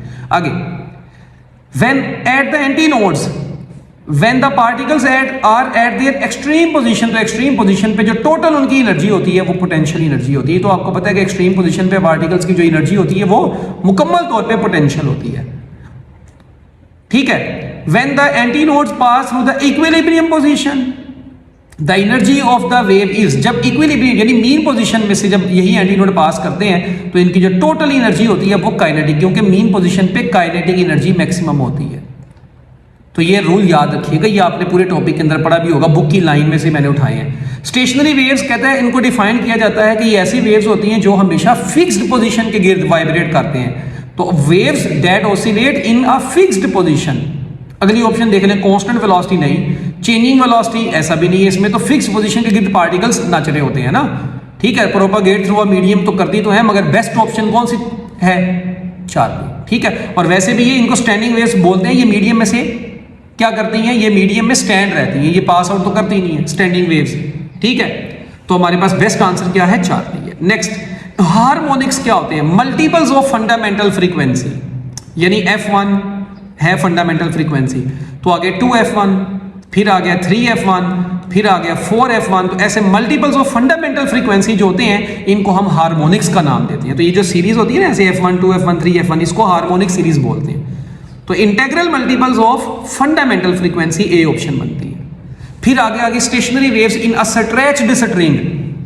अब स्ट्रेच्ड स्ट्रिंग में कहता है जी, सवाल उसने दिया direct he, a stretched string of length 2 meter vibrates in 2 segments. The distance between consecutive nodes. अच्छा, सबसे पहले तो मेरी बात सुनो, 2 consecutive nodes के दरमियान का डिस्टेंस होता कितना है? चलो उसको भी बाद में, पहले देखो 2 मीटर की लेंथ है और 2 सेगमेंट्स में वेव वाइब्रेट कर रही है। मैंने 2 सेगमेंट बना दिए ये। ठीक है, 2 सेगमेंट्स में वाइब्रेट कर रही है। तो ये तो आपकी बुक की ही डायग्राम उठाई है ना, मैंने अपनी तरफ से तो नहीं बनाई। तो इस डायग्राम में जब आप इसको सोल्व करते हैं तो आपके पास कितना आता था? लैम्डा 2 जो है वो एल के बराबर आता है। वेवलेंथ जो है वो लैम्डा जो है वो एल के बराबर आ जाती थी। ठीक है, वो कैसे आती थी? देखें, यहां से यहां तक का डिस्टेंस लैम्डा बाय 2, ये डिस्टेंस भी लैम्डा बाय 2, तो लैम्डा बाय 2 जमा लैम्डा बाय 2 करें तो वो लैम्डा ही आता है। इसका मतलब है जो पूरी रस्सी की जो लेंथ है वो लैम्डा के बराबर आती है। 2 तो इसके साथ इसलिए लगा होता था क्योंकि ये 2 सेगमेंट्स में है। 3 आ जाता अगर 3 सेगमेंट्स में होती है। ठीक है, तो L is equal to lambda 2। अब L कितनी है उसने खुद दिया हुआ है 2 मीटर, तो वेवलेंथ भी फिर 2 मीटर होगी। मगर उसने सवाल में पूछा है 2 नोड्स के दरमियानी फासला, तो भाई 2 नोड्स के दरमियानी फासला होता ही लैम्डा बाय 2 है। एक नोड से दूसरे नोड तक का डिस्टेंस लैम्डा बाई 2 होता है और लैम्डा हमारे पास कितना निकला है 2 मीटर। तो 2 को जब आप 2 पे डिवाइड करेंगे तो ये क्या आंसर आ जाएगा 1 मीटर आएगा। सो हमारे पास इस एमसीक्यू का आंसर है 1 मीटर। ये इंपॉर्टेंट था, वीडियो को बैक करके सुन लेना, बड़ी इंपॉर्टेंट बात बताई है मैंने। उसके बाद कहता है इन स्टैंडिंग वेव लैम्डा एल के बराबर कब आता है, जब कौन सी, तो भी मैंने ऊपर ही बताया, देखो कितने सेगमेंट्स में वाइब्रेट करती है, जब 2 सेगमेंट्स में वाइब्रेट करती है तो लैम्डा एल के बराबर होता है। इसलिए तो मैंने ये एल की जगह पे जो एल की वैल्यू थी वही लैम्डा की वैल्यू लिख दी थी। तो जब रस्सी 2 सेगमेंट्स में वाइब्रेट करती है तो लैम्डा और एल की वैल्यू सेम होती है। आगे the fixed ends of the vibrating strings are called nodes. जो फिक्स्ड एंड्स होते हैं उनको नोड बोलते हैं और जो वाइब्रेटिंग एंड्स होते हैं उनको हम एंटी नोड बोलते हैं। उसके बाद next in stationery waves the particle velocity at the nodal point, क्योंकि नोडल पॉइंट रेस्ट पॉइंट्स होते हैं तो इसलिए वेलोसिटी 0 कंसीडर होती है। अच्छा ये वाला सवाल 50 वाला बड़ा इंपॉर्टेंट है। कहते हैं अगर स्ट्रिंग में जो टेंशन है, ठीक है, उसको 4 गुना कर दें तो वेव की वेलोसिटी पे क्या फर्क पड़ेगा। तो भाई ये देखो मैंने स्ट्रेस स्ट्रिंग की इस वेलोसिटी का फार्मूला आपकी बुक से ही उठाया है। तो यहाँ से नजर आ रहा है कि स्पीड जो है वो अंडर रूट टेंशन एफ जो है ये टेंशन इन द स्ट्रिंग होती है। और याद रखिएगा ये एम मैस नहीं है, इसको बोलते हैं mass per unit length of the string, ठीक है, ये भी याद रखिएगा, इसको लीनियर मैस डेंसिटी बोलते हैं। तो ये टेंशन को अब आप क्या करेंगे 4 गुना करेंगे तो 4 का अंडर रूट लें तो स्पीड क्या आएगी 4 का अंडर रूट आएगी और 4 का अंडर रूट 2 हो जाए तो स्पीड जो है वो क्या आ जाएगी डबल आ जाएगी, तो ट्वाइस हो जाएगी, ठीक है। इसी तरह on increasing the tension frequency पे क्या फर्क पड़ेगा। अच्छा अब यही फार्मूला जो फार्मूला स्पीड का पड़ा था उसके बाद ये फ्रीक्वेंसी का भी फार्मूला बनता है। कैसे बनता है देखें, आपको पता है F1 होता है V/2L। स्ट्रेस स्ट्रिंग में फंडामेंटल फ्रीक्वेंसी होती है V/2L और V किसके बराबर है, V है अंडर रूट F/m और नीचे 2L है। तो ये F/m को साइड पर लिख दो तो 1/2L अंडर रूट F/m बनता है। तो यहाँ पे आप देख सकते हैं फ्रीक्वेंसी का भी अंडर रूट टेंशन के साथ क्या रिलेशन है डायरेक्ट। तो आप टेंशन को बढ़ा देंगे तो फ्रीक्वेंसी भी बढ़ जाएगी। So on increasing the tension frequency of the vibration of the string increases. तो आंसर है increase. Next a stationary wave is established in a string और ये स्ट्रिंग 4 सेगमेंट्स में वाइब्रेट करेगी तो उसकी फ्रीक्वेंसी यानी जब 4 सेगमेंट्स में वाइब्रेट कर रही है तो F4 है 120 हर्ट्ज। कहते हैं बताओ फंडामेंटल फ्रीक्वेंसी कितनी होगी। अब stationary wave in a stress string में आपने पढ़ा हुआ है कि Fn होता है NF1 के बराबर, तो F4 किसके बराबर होगा 4F1 के, तो F1 किसके बराबर आ जाएगा F4 डिवाइडेड बाय 4 के। क्या ख्याल है ऐसे ही। अब F4 कितना है 120, तो 120 को 4 पे डिवाइड करते हैं। सो your answer will be 30। So your answer is 30 hertz. Okay, तो ये नीचे ऑप्शन ये वाली ऑप्शन बराबर बनती है, मैंने नीचे सोल्यूशन भी दिया हुआ था हिंट के तौर पे। इसके बाद कहते हैं जब स्ट्रिंग n लूप्स में वाइब्रेट करती है तो वेवलेंथ क्या होती है। तो अब मेरी बात सुनो, n लूप्स में Fn का फार्मूला होता है NF1। फिर अब Fn जो होता है फ्रीक्वेंसी जो होती है वो तो V/λ होती है, तो V/λn is equal to n अपनी जगह पे, और ये F1 होता है V/λ, F1 होगा V/λ1। अब देखो मजे की बात, ये V से कटा और कट गया ना, V से कट गया ना। अच्छा सॉरी, यहाँ पे F1 की जगह पे हम V/λ1 नहीं लिखेंगे। फंडामेंटल फ्रीक्वेंसी क्या होती है स्टेशनरी वेव में V/2L होती है। तो अब ये V से कटा तो ये बचा है हमारे पास 1/λn is equal to n/2L। तो जब आप λn निकालना ही ऊपर लीजिए तो ये भी उल्ट जाएगा, तो λn किसके बराबर आ जाएगा 2L डिवाइडेड बाय n के बराबर आ जाएगा। तो λn is equal to 2L/n। तो हमारे पास इस MCQ का आंसर है λn is equal to 2L/n। Alpha option answer बन जाएगी। ठीक हो गया। ले जी, इसके बाद stationary waves in air column. Air column, ठीक है, ये आपकी बुक में डायग्राम थी। जो पाइप दोनों एंड से ओपन होता है इसको बोलते हैं ओपन ऑर्गन पाइप। जो पाइप एक एंड से क्लोज होता है और एक एंड से ओपन होता है इसको बोलते हैं क्लोज्ड ऑर्गन पाइप। पहले तो ये बातें, और मैंने क्विकली इधर लिख दिया है कि देखें इस केस में लैम्डा F1 आता है V/4L, ये याद रखिएगा। जबकि ओपन पाइप के केस में फंडामेंटल फ्रीक्वेंसी होती है V/2L। तो पहला एक बड़ा मशहूर MCQ है, पेपरों में बहुत ज्यादा आता है कि ratio of fundamental frequency of open pipe to the fundamental frequency of closed pipe क्या होती है, ratio of fundamental frequency of open to the closed pipe. तो भाई अब देखो ऑप्शन में सॉरी क्वेश्चन का आंसर देखो। अब ओपन पाइप की फंडामेंटल फ्रीक्वेंसी कितनी होती है V/2L, क्लोज्ड पाइप की कितनी होती है V/4L। तो मैं लिख सकता हूँ V/2L इंटू 4L/V। अब V से कटा, L से कटा, तो 2 को 4 से काटो तो हमारे पास आंसर आ जाएगा 2:1। तो ये बड़ा मशहूर MCQ है, ये मैं आपको बता रहा हूँ, इसको कहीं पे नोट कर लें अपनी किताबों में साइड पे। तो ये इनकी फंडामेंटल फ्रीक्वेंसी। अच्छा, इसके बाद आपको पता है क्लोज्ड ऑर्गन पाइप में एफ एन जो होता है वो पहले F1, फिर 3F1, फिर 5F1, फिर 7F1 एंड सो ऑन, यानी कि odd multiples of fundamental frequency आते हैं, जबकि इसमें सारे हार्मोनिक्स आते हैं F1, 2F1, 3F1। तो ये अमीर होता है हार्मोनिक्स में, ये गरीब होता है, तो ये बेचारा पुअर है इन हार्मोनिक्स, जबकि ये रिचर इन हार्मोनिक्स होता है। तो ये बेसिक बातें जो कि मैंने आपको दोनों के अंदर डिफरेंस में बता दी। फिर एक और डिफरेंस बड़ा मशहूर कि इस केस में जो लैम्डा होता है उसका फार्मूला तो lambda n is equal to 2l/n होता है, मगर इसमें nth वेवलेंथ का formula lambda n is equal to 4l/n होता है। तो ये वो चीजें हैं जो मैंने अभी बोली है ना, ये सारी की सारी इनको कहीं पे नोट कर लो, यही एमसीक्यूज में आती हैं ऐसी इंशाल्लाह। तो आगे देखो, कहता है if the organ pipe is open at both hands, तो फंडामेंटल फ्रीक्वेंसी अभी बताइए, देखो V ओवर, अगर ओपन होगा दोनों एंड से फंडामेंटल फ्रीक्वेंसी V/2L होगी, ठीक है। अच्छा जी, इसके बाद कहते हैं correct relation one and closed pipe, one and सारी बात है, क्लोज्ड पाइप एक एंड से क्लोज होगा, दोनों एंड से क्लोज करोगे तो वेव कहां से भेजोगे, चर्सी हो। तो क्लोज्ड पाइप की फंडामेंटल जो वेवलेंथ है उसका फार्मूला होता है 4l/n, अभी बता चुका हूं, ये पीछे बता के हम जाके देखो। कहते हैं अगर पाइप एक एंड से ओपन है और एक एंड से क्लोज है तो फंडामेंटल फ्रीक्वेंसी वो V/4L है, ये भी बता के आया हूं। उसके बाद कहते हैं जी the wavelength of the fundamental mode of vibration, तो फंडामेंटल मोड में वेवलेंथ कितनी होती है। अच्छा, अब मेरी बात सुनो, फंडामेंटल मोड में हमने ये पढ़ा है कि लैम्डा जो होता है वो लैम्डा एल जो होता है λ/4 होता है। वो क्यों होता है, देखो ये एंटी नोड है, ये नोड है, तो एंटी नोड से नोड तक की जो टोटल लेंथ बनेगी वो λ/4 ही बनेगी। तो यहां से लैम्डा जब निकालना है तो 4 उधर जाके मल्टीप्लाई हो जाएगा, तो lambda is equal to 4l आता है। ओके हो गया जी। याद रखें जब भी पाइप ओपन होगा, ओपन एंड पे हमेशा एंटी नोड बनेगा, और जो क्लोज्ड एंड होगा वहां पे हमेशा नोड बना करेगा, ये भी याद रखना। ओपन एंड पे हमेशा एंटी नोड बनता है, क्लोज्ड एंड पे हमेशा नोड बनता है। उसके बाद कहते हैं overtones produced by a closed end organ pipe, overtones produced by a closed end organ pipe. अब ओवरटोन्स बोलते हैं फंडामेंटल फ्रीक्वेंसी के अलावा जितने भी आगे वाले मल्टीपल्स होते हैं, यानी मल्टीपल्स ऑफ फंडामेंटल फ्रीक्वेंसी, आप यूं कह लें। ये जो मैंने आपको ऊपर सीरीज बताई है, अब इसमें इनके अलावा ये अगले वाले से यहां से शुरू होते हैं ओवरटोन्स, तो इसको बोलते हैं फर्स्ट ओवरटोन, इसको बोलते हैं सेकंड ओवरटोन, इसको बोलते हैं थर्ड ओवरटोन।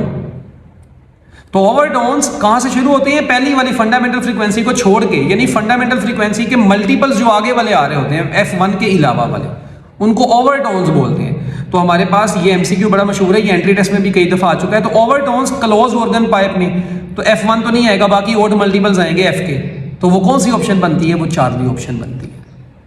उसके बाद experiment demonstrating stationery waves using microwaves, ये बुक के अंदर टॉपिक है, उसमें से कुछ एमसीक्यूज उठाए गए हैं जी। माइक्रोवेव्स को माइक्रो इसलिए बोलते हैं क्योंकि जो इनकी वेवलेंथ होती है ना वो बड़ी स्मॉलर होती है, और वो मिलीमीटर में और सेंटीमीटर्स में होती है, तो वो एक ही ऑप्शन है, बराबर वाली बन रही है, बाकी खुद ही चेक कर लीजिएगा। आगे the typical frequency range of microwaves, microwaves की फ्रीक्वेंसी जो होती है, देखें इनकी वेवलेंथ तो स्मॉल होती है, फ्रीक्वेंसी ज्यादा होती है, और ये 10⁻⁷ to 10⁻⁹ हर्ट्ज बनती है। ये आपकी बुक्स में लिखी भी होगी, इसको मेरा ख्याल है कि एक बार अगर आप वेरीफाई भी कर लेंगे ना, अब रेंज रूल तो बंदे को याद नहीं रहती, वो तुम्हारा काम है याद रखना, मेरा काम तो नहीं है ना, मगर इतनी ही होती है, ठीक है।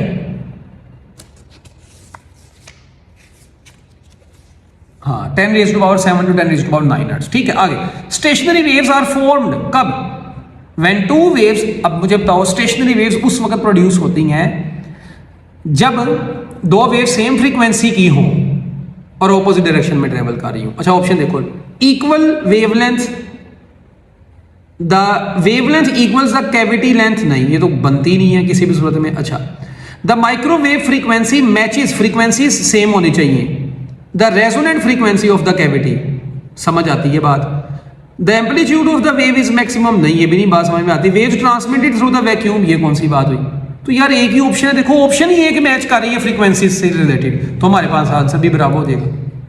The probe detector is use, अब ये प्रोब डिटेक्टर क्या होता है, ये आपकी बुक में एक्सपेरिमेंट है जिसमें आपने देखे माइक्रोवेव सोर्स और मेटल रिफ्लेक्टर है, ठीक है। माइक्रोवेव्स निकली, रिफ्लेक्टर से रिफ्लेक्ट होकर वापस आई, तो ये प्रोब डिटेक्टर जो होता है इसके साथ CRO लगा होता है, इसको डिफरेंट पोजीशन पर रख के हम क्या काम करते हैं, उस वेव की जो है ना इंटेंसिटी वगैरह चेक करते हैं। तो प्रोब डिटेक्टर बेसिकली किस लिए यूज होता है, ये जो माइक्रोवेव्स होती हैं उन वेव्स के सिग्नल्स की इंटेंसिटी को डिटेक्ट करने के लिए यूज होता है, ठीक है। तो detect the intensity of the microwave signal, ये आपकी बुक में लिखा हुआ है, ये बड़ा इंपॉर्टेंट है। नेक्स्ट डायफ्रैक्शन से रिलेटेड सवाल है। अच्छा, डायफ्रैक्शन क्या होती है? मुड़ जाना, वेव्स का कॉर्नर्स और ऑब्स्टेकल्स से बेंड हो जाना, बेंडिंग और spreading of the waves around sharp edges और corners of an obstacle is called diffraction of the wave. तो ये एक ही ऑप्शन बन रही है, आप देख सकते हैं। अब एक बात याद रखिएगा, जहां पे सेपरेशन, ये देखें, ये स्लिट, इसको स्लिट बोलते हैं, ये जो दरमियानी फासला होता है ना, स्लिट का साइज कम है तो वेव ज्यादा बेंड हो रही है। स्लिट जितनी बड़ी है, वेव को बेंड होने में, देखो ना, जारी बात है, रास्ता छोटा होगा, वेव ज्यादा बेंड होकर गुजरेगी, रास्ता बड़ा है, वेव इजीली गुजरेगी। तो यहाँ पे क्या है? लेस बेंडिंग है, यहाँ पर क्या है? मोर बेंडिंग है। तो स्लिट का साइज जितना कम होगा, बेंडिंग उतनी ज्यादा होगी। स्लिट का साइज, स्लिट किसको बोलते हैं? ये ओपनिंग को बोलते हैं। जितना ज्यादा होगा, बेंडिंग उतनी कम होगी, ये याद रखिएगा। तो डायफ्रैक्शन किस किस वेव के लिए ऑब्जर्व की जा सकती है? अगला एमसीक्यू यही है। Water waves, light waves, sound waves, तमाम टाइप ऑफ वेव्स के लिए ऑब्जर्व की जा सकती है। तो डेल्टा आंसर है। वेव होगी वो जो डायफ्रैक्शन की प्रॉपर्टी रखती होगी। हियरिंग साउंड, अच्छा, अब आप एक रूम के बाहर खड़े हैं, एक बंदे की आपको आवाज आ रही है मगर उसकी फोटो नहीं आ रही, इसका मतलब है कि जो आवाज है वो बेंड हो रही है ना, दरवाजे के कॉर्नर्स वगैरह से बेंड होकर गुजर रही है। तो डायफ्रैक्शन की बदौलत ऐसा होता है। रिपल टैंक किस लिए यूज होता है? रिपल टैंक एक ऐसी डिवाइस है जो वेव्स को प्रोड्यूस भी करती है और उसकी कैरेक्टरिस्टिक्स को भी स्टडी करवाती है, उसको ऑब्जर्वेशन भी देती है और उसको जनरेट भी करवाती है। और ऑब्जर्वेशन में हम उसकी क्या क्या पढ़ते हैं? रिफ्लेक्शन, रिफ्रैक्शन और डायफ्रैक्शन ही तो पढ़ते हैं। तो याद रखिएगा, रिपल टैंक वेव्स को जनरेट भी करता है और उनको ऑब्जर्व भी करता है। बी आंसर है। और कौन सी प्रॉपर्टी रिपल टैंक की मदद से देखी जा सकती है? तीनों property, reflection, refraction, diffraction. Ripple tank में ग्रेटर डिफ्रैक्शन कहां पे होती है? अभी बताया, ग्रेटर डिफ्रैक्शन वहां पे होगी जहां पे गैप कम होगा। So gap is smaller and compare to the wavelength of the wave. Okay, next, beats. भाई बीट्स क्या होती है? बेसिक प्रिंसिपल ऑफ बीट्स क्या होता है? बीट्स क्या है? Periodic rise and fall in intensity of the sound is called beat. आप गिटार देखते हैं, गिटार से जो प्यारी प्यारी आवाज आती है ना, उसको हम बीट बोलते हैं। वो आवाज में राइज फॉल आ रहा होता है। तो ऐसी साउंड जिसमें rise and fall, tin tin tin tin ऐसे करके आवाज आती है ना, उसको हम बोलते हैं बीट। तो ये किसकी वजह से प्रोड्यूस होती है? इंटरफेरेंस की वजह से, कंस्ट्रक्टिव और डिस्ट्रक्टिव इंटरफेरेंस की वजह से। So periodic variations of the sound between maximum and minimum loudness, यानी आवाज का कम ज्यादा होना क्या कहलाता है? बीट्स ही तो कहलाता है। और बीट्स के टॉपिक में आपने पढ़ा हुआ है कि जो एक टर्म होती है बीट फ्रीक्वेंसी, वो दोनों ट्यूनिंग फोर्क्स की फ्रीक्वेंसी का डिफरेंस होती है। तो F1 माइनस F2, दो ट्यूनिंग फोर्क्स की फ्रीक्वेंसी के डिफरेंस को बीट फ्रीक्वेंसी बोलते हैं। ठीक है, ट्यूनिंग फोर्क क्या होता है? ऐसा डिवाइस होता है जो साउंड वेव्स को प्रोड्यूस करता है। उसके बाद in order to produce beats, two sound waves क्या होने चाहिए? स्लाइटली डिफरेंट फ्रीक्वेंसीज की होनी चाहिए। पूरा लॉन्ग क्वेश्चन है, यूट्यूब के ऊपर अवेलेबल है। जिसको ना मिले ना कोई लेक्चर, किसी बच्चे को कोई टॉपिक का लेक्चर चाहिए और यूट्यूब पे ना मिले, वो मुझे मैसेज कर दे। ये जो नंबर लिखा होता है ना, इसके ऊपर मैसेज करें, मैं आपको लेक्चर का लिंक भी दे दूंगा, पूरे लॉन्ग क्वेश्चन के जो लेक्चर्स हैं। ठीक है, आगे टू ट्यूनिंग फोर्क्स हैं, कहता है उनकी फ्रीक्वेंसी 240 हर्ट्ज और 243 हर्ट्ज है। तो बीट्स पर सेकंड यानी एफ बीट कितना होगा? दोनों को माइनस कर दो, तो 243 में से 240 को निकालो तो 3 बचता है। उसके बाद on loading the prong of the tuning fork with wax, इस फ्रीक्वेंसी क्या करेगी? देखिए ये ट्यूनिंग फोर्क है, आप ये इसकी प्रोंग होती है ना, शाखें जो वाइब्रेट कर रही होती है। ये कहते हैं जब आप क्या काम करते हैं, इसको लोड कर देते हैं, वैक्स वगैरह के साथ लगा देते हैं। तो भाई जब आप इसकी लोडिंग कर देते हैं ना, तो उससे लोडिंग से क्या होता है? इसकी जो फ्रीक्वेंसी है ना वो डिक्रीज कर जाती है। क्यों? क्योंकि लोडिंग जब वैक्स के साथ करेंगे, इसका मैस इंक्रीज कर देगा। और जब भी किसी चीज का मैस बढ़ जाएगा, एक शापर है, शापर खाली होगा तो उड़ेगा जहाज के मुंह, कभी इधर कभी उधर, उसी शापर में कोई चीज होगी तो उड़ेगा ही। तो इसी तरह इसका मतलब है शापर के अंदर जब पानी डाल दोगे तो नहीं उड़ेगा। वैसे झूलेलाल कर रहा था। तो इसका मतलब क्या है कि जब आप उसके साथ वैक्स लगा देंगे तो उसका मैस बढ़ जाएगा, जिसकी वजह से उसकी वाइब्रेशंस डिक्रीज कर जाती है। तो फ्रीक्वेंसी, लोडिंग से फ्रीक्वेंसी क्या करती है? डिक्रीज करती है। इंटेंसिटी ऑफ वेव से रिलेटेड सवाल आ गया। The intensity of a wave, भाई जो इंटेंसिटी होती है, इंटेंसिटी बराबर होती है energy per unit time per unit area. Sound energy per unit time per unit area को इंटेंसिटी बोलते हैं। और ये जो एनर्जी ओवर टाइम होती है, इसको हम पावर भी बोलते हैं। तो ये पावर ओवर एरिया भी बन जाता है। पावर का यूनिट वाट होता है, एरिया का मीटर स्क्वायर होता है, तो इसका ऐसा यूनिट बन जाता है वाट पर स्क्वायर मीटर। और ये कौन सी क्वांटिटी है? जारी बात है, इसमें कोई डायरेक्शन की तो बात हो नहीं रही, तो ये एक स्केलर क्वांटिटी है। तो ये नहीं जी, बहुत सारे एमसीक्यूज आ गए। फिर एक और एमसीक्यू बता दूं, इंटेंसिटी का एम्पलीट्यूड के स्क्वायर के साथ डायरेक्ट रिलेशन होता है और डिस्टेंस के स्क्वायर के साथ इनवर्स रिलेशन होता है। जिस बच्चे को मेरी ये बातें समझ आ गई हैं, उसके इंटेंसिटी के सारे एमसीक्यूज बम्बू हैं। ये बातें बुक पे साइड पर नोट करते जाया करो। Intensity is directly proportional to amplitude का स्केयर और डिस्टेंस के स्केयर के साथ इनवर्स रिलेशन होता है। और इंटेंसिटी का फार्मूला पावर ओवर एरिया होता है, स्केलर क्वांटिटी है और यूनिट वाट पर स्क्वायर मीटर है। आ जाओ, intensity is defined as energy per unit time per unit area, B option बनती है। If distance between the point source is doubled, अब देखो डिस्टेंस की बात कर दी है तो ये फार्मूला, अब डिस्टेंस को डबल करेंगे तो 2 का स्क्वायर 4, तो इंटेंसिटी का इनवर्स रिलेशन है, तो डिस्टेंस को डबल किया यानी 2 का स्क्वायर 4, तो इंटेंसिटी 4 गुना कम हो जाएगी, तो इंटेंसिटी बिकम्स 1/4। तो अगर डिस्टेंस को डबल कर दे तो इंटेंसिटी 4 गुना डिक्रीज कर जाती है। उसके बाद एसआई यूनिट क्या होता है जी, इंटेंसिटी का वाट पर स्क्वायर मीटर होता है। अगर एम्पलीट्यूड को ट्रिपल्ड का मतलब है 3 गुना कर दिया, एम्पलीट्यूड का वर्ड अब यूज कर दिया, तो एम्पलीट्यूड को आप 3 गुना करोगे, 3 का स्क्वायर 9, तो इंटेंसिटी 9 टाइम्स बढ़ जाएगी। अब आप देख लो, ये सारी वही बातें जो मैंने आपको पहले बता दी है, इसलिए मैं हल्का हल्का टच देता हूँ टॉपिक का, ताकि एमसीक्यूज में तुम्हारी डरावनी शक्लें ना बने, जिसकी फिर भी बननी है पुत्र, मैं कुछ नहीं कर सकता। अब विच of the following parameter does not affect the intensity, याद रखिएगा कौन सी ऐसी चीज है जो इंटेंसिटी के ऊपर डिपेंड नहीं, जो अफेक्ट नहीं करती। तो याद रखें एम्पलीट्यूड भी करता है, डिस्टेंस भी करता है, फ्रीक्वेंसी भी करती है, इनका फार्मूला है जिसमें तीनों चीजें होती हैं। स्पीड ऑफ द साउंड जो होती है ना, उसका इंटेंसिटी से कोई ताल्लुक नहीं होता। Next, the intensity of a sound wave is this, the corresponding sound level in decibel. लो जी, साउंड लेवल आपने मैट्रिक आपको याद आएगा, साउंड इंटेंसिटी लेवल आपने पढ़ा होगा, वो बराबर होता है 10 log I divided by I node, ये फार्मूला होता है। अब 10 यहीं पे रहने दें, log यहीं पे रहने दें, I जो होता है ना ये आपको दिया हुआ 10⁻⁻⁶, और I नोड होता है ना intensity of faintest Audible sound, इसको बोलते हैं जिसको आप, ठीक है। और ये रेफरेंस इंटेंसिटी होती है 10⁻⁻12 वाट पर स्क्वायर मीटर। तो ये -12 ऊपर जाएगा, +12 हो जाएगा, तो +12 - 6 +6, तो 10 log 10⁻6 आएगा, वो 6 शुरू में आ जाएगा, तो 60 log 10, और log 10 तो 1 होता है, तो आपका आंसर 60 dB आ जाएगा। वीडियो को बैक करके सुन लेना, मैट्रिक में इसके इतने इंपॉर्टेंट न्यूमेरिकल करके आए हो भाई तुम, ये तो फिर एक शुगल मेले वाला एमसीक्यू था। आगे, a wave has a intensity this, और कहता है at a distance of 3 metre from the source, बताएं उसकी पावर कितनी होगी। अब इंटेंसिटी का फार्मूला अभी मैंने बताया था, इंटेंसिटी होती है पावर डिवाइडेड बाय एरिया, तो पावर किसके बराबर आ जाएगी, इंटेंसिटी इनटू एरिया। और अब आपकी बुक में उसने क्लियर करके लिखा है, एरिया आमतौर पे स्फेरिकल लेते हैं हम, तो ये इंटेंसिटी यहीं पे और एरिया की जगह पे 4πr², ये आपकी बुक में न्यूमेरिकल भी है और एग्जाम्पल भी है। तो ये फार्मूला बन गया फिर हमारे पास पावर का, power is equal to intensity into 4πr²। तो चलो जी यहाँ पे पुट करो, आई की वैल्यू दी है 0.5 पुट करना, आर की जगह 3 पुट करना, उसका स्केयर लेना, पाई की जगह 3.14 पुट करना, मल्टीप्लाई करवाओगे, पहली ऑप्शन आंसर आएगी। करके देख लेना, तुम्हारी कसम यही आएगा भाई, नहीं फुरकोगे। लो जी, डॉपलर इफेक्ट। डॉपलर इफेक्ट को सबसे पहले याद रखें, जोहन डॉपलर ने एक्सप्लेन किया था।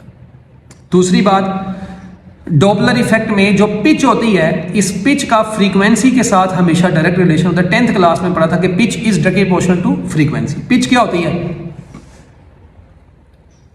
The characteristic of sound by which shrill and grave sounds can be distinguished, उसको पिच बोलते हैं ना। तो पिच का फ्रीक्वेंसी के साथ डायरेक्ट रिलेशन है। डॉपलर इफेक्ट कौन सी वेव्स के लिए अप्लाई होता है, साउंड वेव्स, लाइट वेव्स, दोनों के लिए अप्लाई होता है, ठीक है। अच्छा, अब डॉपलर इफेक्ट में आपने ना 4 फार्मूलाज पढ़े थे, मैं आपको एक 2 नंबर तरीका बताता हूं। देखें, एफ प्राइम ये वो फ्रीक्वेंसी होगी जो ऑब्जर्व्ड फ्रीक्वेंसी होगी, ऊपर लिख लेते हैं v ± UO, नीचे लिख लेते हैं v ± US, और साथ में लगा देते हैं हम f। ये ओरिजिनल फ्रीक्वेंसी होती है। अब जिसने डॉपलर इफेक्ट पढ़ा है ना उसको पता है, ये एक जनरल फार्मूला हम बना लेते हैं। अच्छा, 4 केस आपने पढ़े, 2 केसेस में होता है कि जब ऑब्जर्वर रेस्ट पे होता है, और 2 केस होते हैं जब सोर्स रेस्ट पे होता है। अच्छा, जब ऑब्जर्वर रेस्ट पे होगा ना, तो याद रखें ये U हो तो 0 होगा, तो ऊपर V होगा और नीचे V और US होगा। एक बात तो ऐसे याद रखें, यानी जब ऑब्जर्वर रेस्ट पे हुआ करेगा तो फार्मूला हुआ करेगा जी F prime is equal to, F prime किधर गया, F prime is equal to, आजा भाई 1 मिनट, इसको क्या हो गया यार, ये है गुबा पड़ा है मुझे लगता है।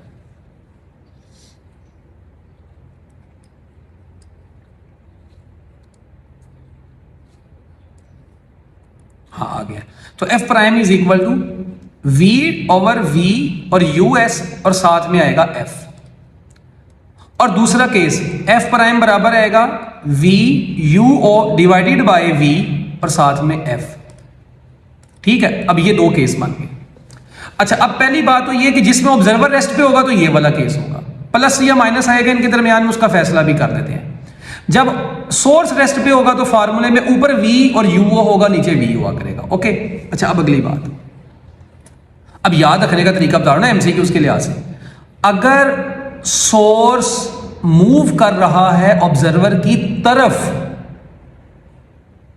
तो नीचे माइनस आएगा।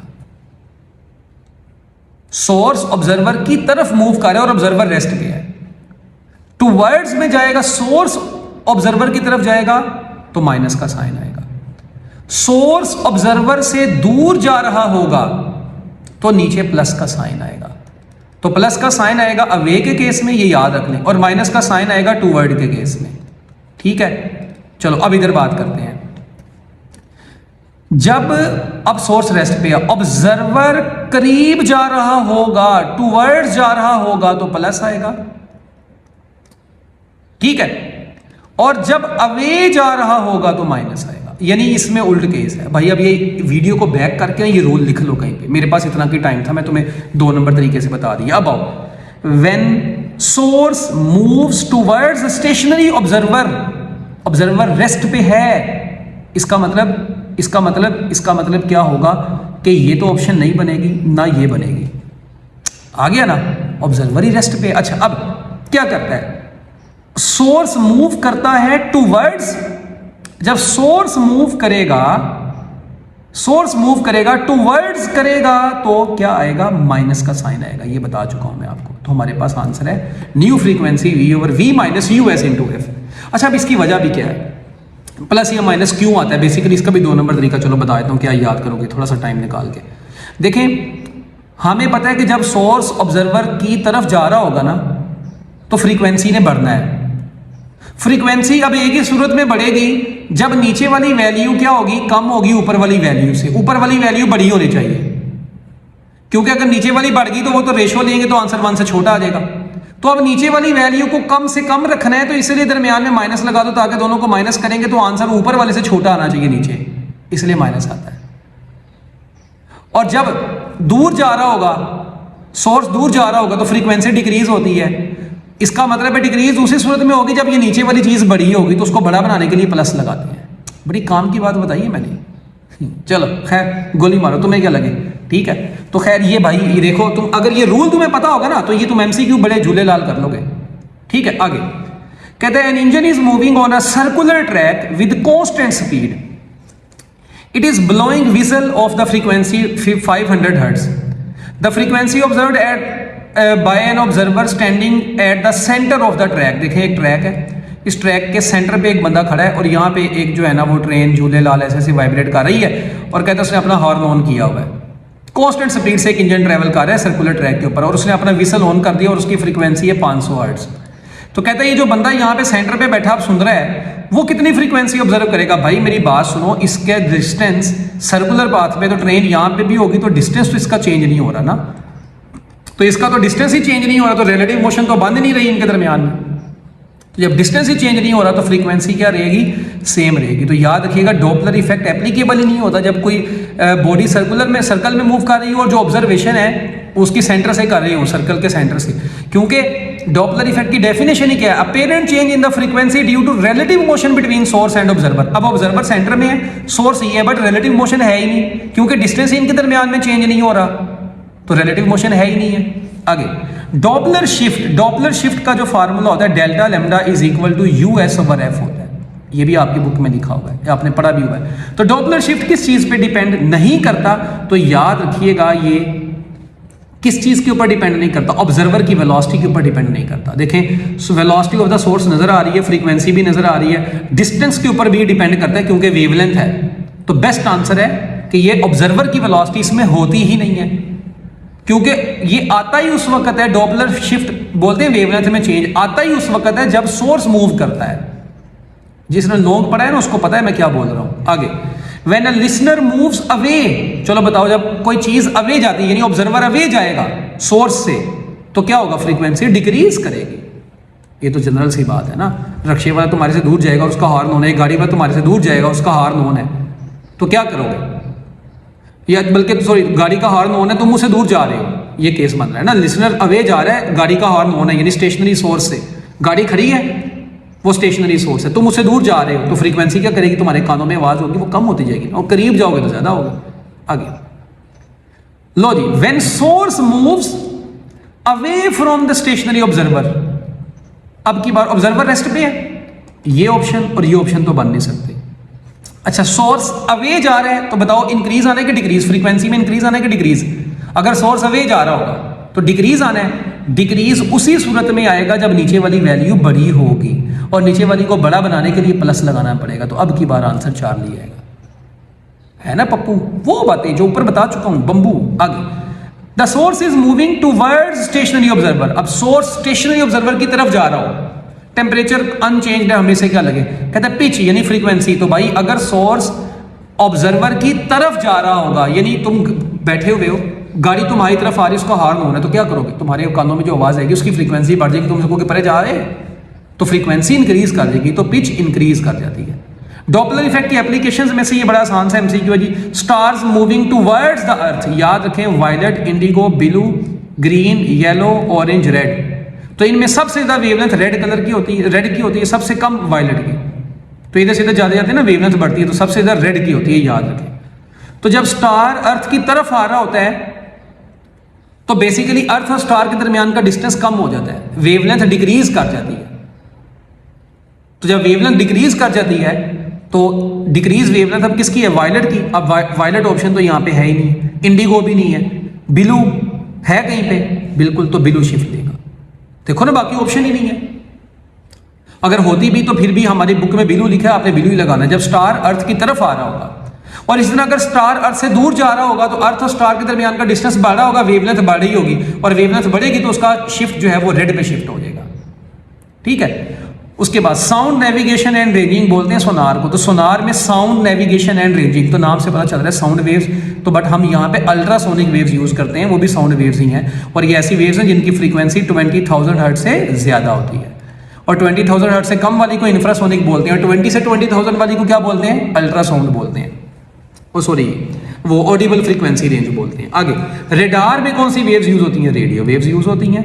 Star moving away from the earth, तो अर्थ से अवे जा रहा होगा तो रेड शिफ्ट देगा।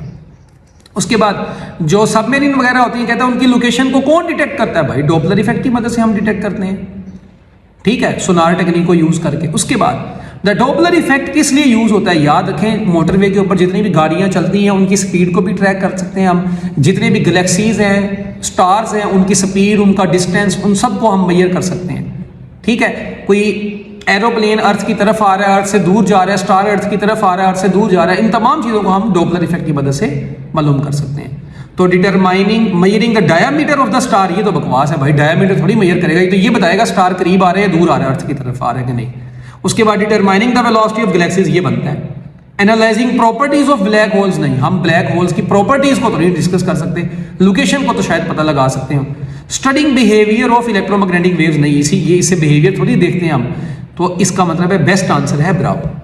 तो लो जी, ये थी हमारे पास इस चैप्टर से रिलेटेड छोटे छोटे एमसीक्यूज। अगर किसी बच्चे को लॉन्ग क्वेश्चंस चाहिए तो भाई मैं कोशिश करता हूं कि अगर तो डिस्क्रिप्शन में मैं लिंक लगा दूं, या अभी नहीं तो जब वो मैं लेक्चर रिकॉर्ड करूंगा वो वाले तो लगा दूंगा। अगर नहीं तो आपको जो व्हाट्सएप नंबर ये नजर आ रहा है, इस पे आप मुझे कांटेक्ट करेंगे, मुझे मैसेज करेंगे, मेरे पास जो रिकॉर्डेड लेक्चर्स अवेलेबल है मैं आपको वो सेंड कर दूंगा। ठीक हो गया जी। सो बेस्ट ऑफ लक, अल्लाह हाफिज़, अपना ख्याल रखें।